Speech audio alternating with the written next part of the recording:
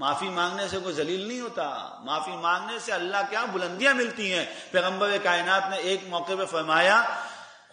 کہ جو دو آدمیوں کی لڑائی ہوئی، دو آدمیوں کا جھگڑا ہوا،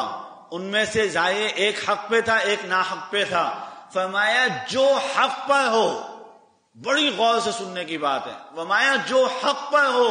وہ اپنا حق صرف اس وجہ سے ختم کر دیتا ہے